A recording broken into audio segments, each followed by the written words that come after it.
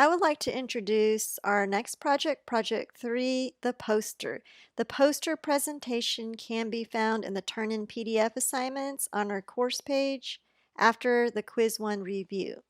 So as you're thinking about poster design, you will be creating your own poster to promote an event, or it could be a musical performance, or it even could be a movie or an album. So be thinking about some of those things, some music or things that interest you.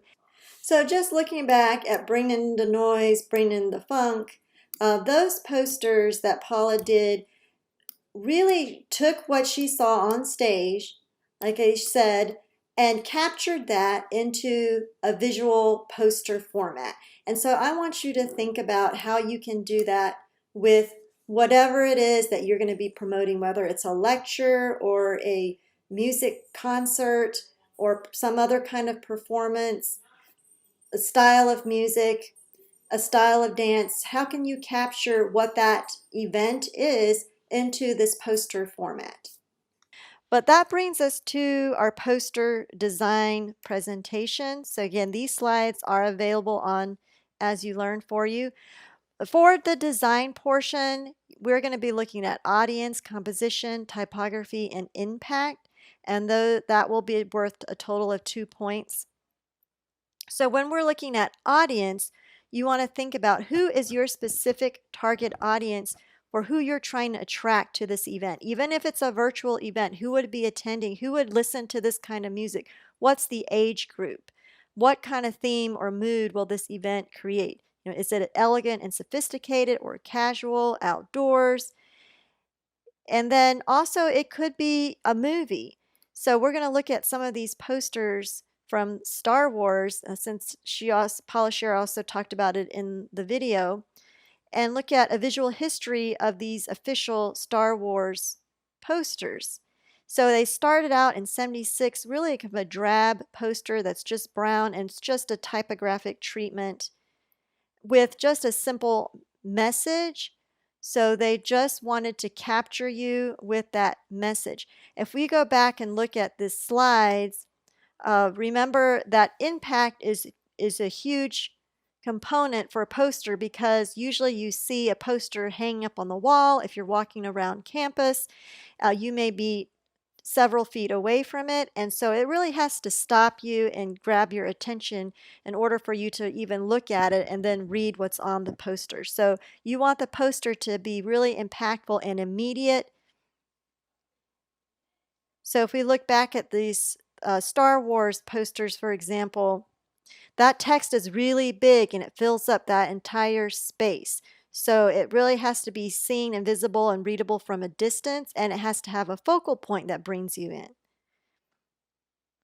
Then we can see some of the evolution of those posters where they brought in more illustration in that kind of 70s style. And then combining the logo with text, a text phrase. These are teasers. And then continuing with that illustration style. Then in the 80s, using a little more of an abstract art style with the silhouettes from characters in the movie, and even using a gradient over the type here. And a gradient is going to be one of the things that you have to include on your posters. In your textbook tutorial, you're going to create a poster and learn how to make a gradient. And so you'll want to apply that to your own personal poster. So you'll need to design it with a gradient in mind. Then even using just a simple imagery, just cropping in on a specific object like the lightsaber here, and then specific characters from the movie. And I want to fast forward now to this 1998 poster of this photo-driven poster. So there's very little text on this poster. There's just a very strong image that has a lot of impact of this boy, and then you see that shadow that is really foreshadowing something that's going to happen in the movie, so that catches your attention. So you want to have a strong image that has a lot of impact, whether it's a photo or an illustration, some kind of artwork. Then some of these other posters are focusing again on important characters. Then we get into, after 2005, having this more ominous, dark feel, cropping in closely on the characters, and that became a theme. And then highlighting a specific character from the movie and using this blurred effect, so it kind of has this effect of movement, and using different characters using that same effect and the same basic layout here. So we've got the iconic Star Wars logo with the name of the movie or the episode number in the same place, and really using a little color but tying that color in with the logo. And again, there's a gradient inside the logo, so you can see that series. You also want to think about the composition. Think about the hierarchy. What is the main focus? Um, what do you want the audience to see first? So this was a poster I did for a Chinese New Year event that I host at my church, and it was the year of the dog for this particular year, so I wanted to have the main image of a dog and then tie it into the name of the event. It's the Chinese Lunar New Year. Then after that, then you want to know, when is this happening? What time is it? Then if you're still interested and you walk up closer to the poster, you can read more details like where it's being held, the location, how to RSVP. So that is like the least important information. So you really want to set up a hierarchy. What is most important should be the most focal, most in focus, and probably the largest in size and scale, and then create a hierarchy from then, a secondary tier, and then third.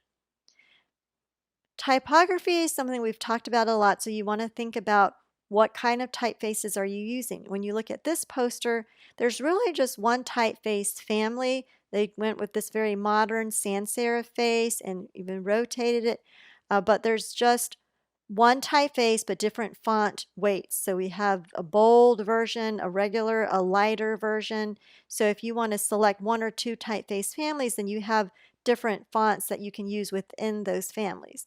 Think about alignment.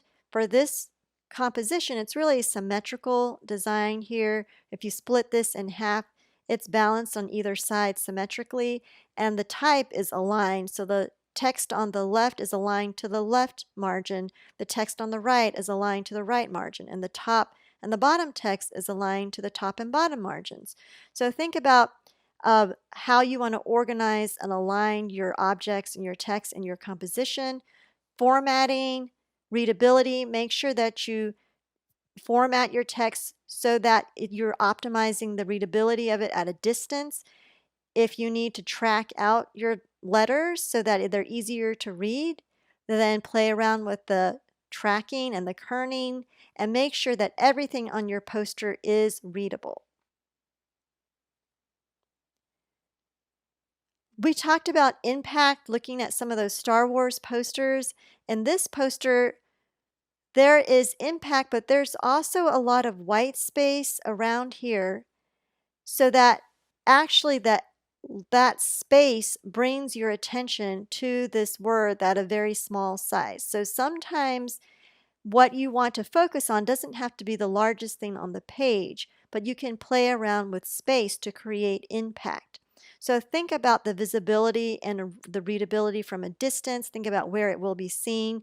So here you see these letters, and then you see that draws your eye and connects you to these red lines on the eyes that point up. So these eyes are looking up, and it points you to the title of the movie. So those are things to think about, how you want to direct the viewer on the page.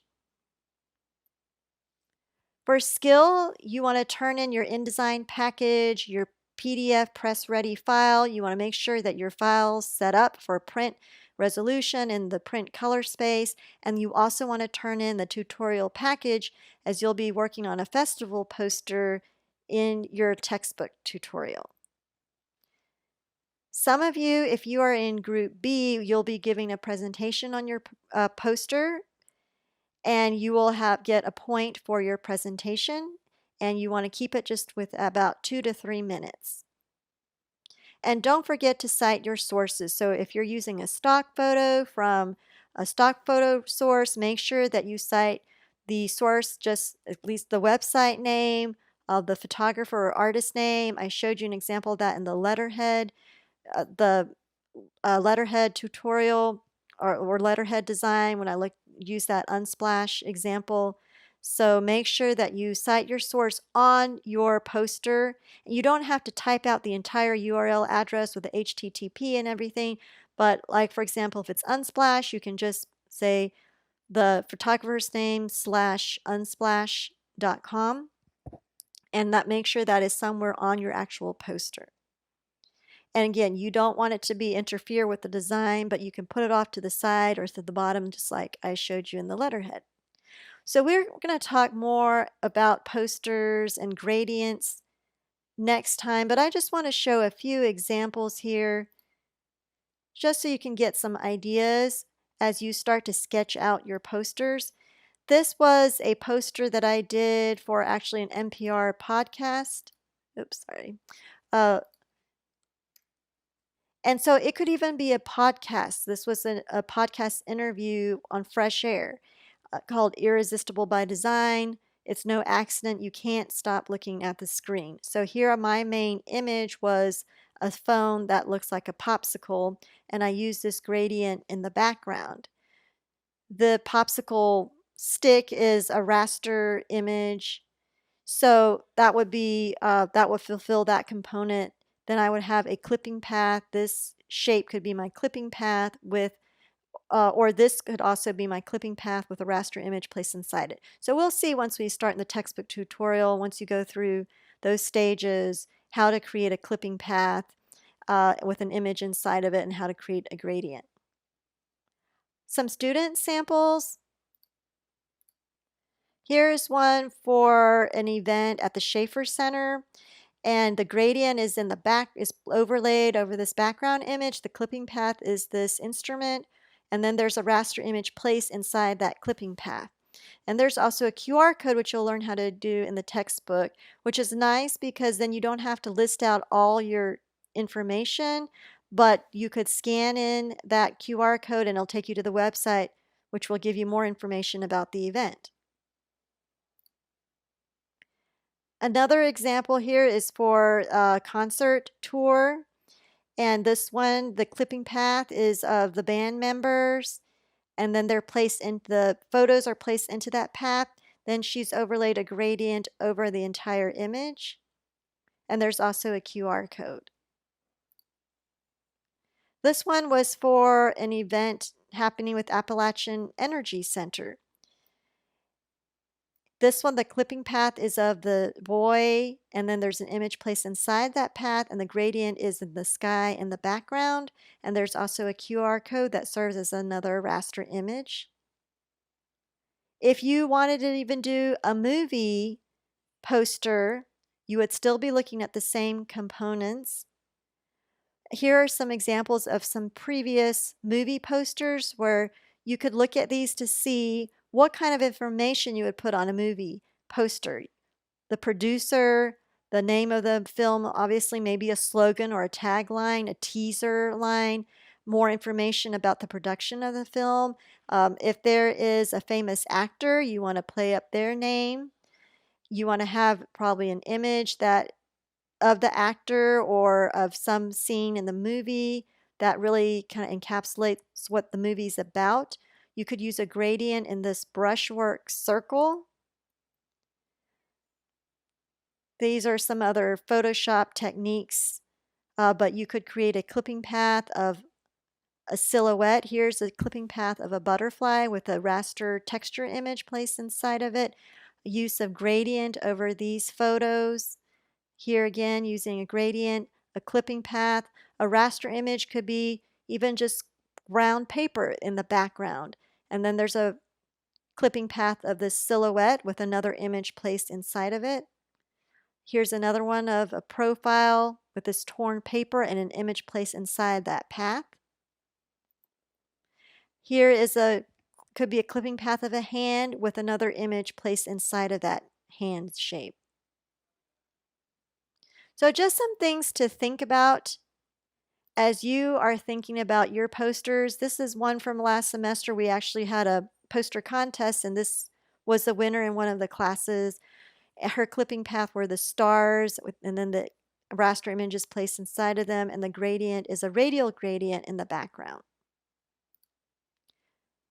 If you go to the course page, there is a submission area after the gradients presentation for you to submit your poster sketch. So just like you did with the letterhead, you'll want to sketch out your poster layout and then show me on the layout, what your event's going to be, establish a hierarchy to show what the title of the event is, where you're going to place the secondary information, maybe the third tier information, any where your clipping path's going to be, where your gradient's going to be, that sort of thing. And then if you go to the poster presentation, click on the poster presentation and then scroll down, and after that you will find some videos. We're going to talk about this, why typography matters in the Academy Awards next class, but you can go ahead and get started in your textbook and look at the festival poster chapter in your Against the Clock textbook, and then you can use this video if you want to follow along to complete stage 1 of the poster. Just keep in mind that in your textbook, you're creating a poster for an 8.5 by 11 letter size poster. For your creative poster that you get to choose your event, you are going to create an 11 by 17 tabloid size poster. So the size does not correspond with what you're doing in your textbook. So just keep that in mind. There is a little difference between the two. All right, so then I will let you go ahead and get started in completing the festival poster stage 1 and starting to sketch your poster. Your tutorial poster will be due the same time your creative poster is due, and your sketch will be due on September 22nd. So look at those dates and you will be graded. Your attendance will be taken off of your submission for the poster sketch on the 22nd. All right, I will see you in the next class or Zoom.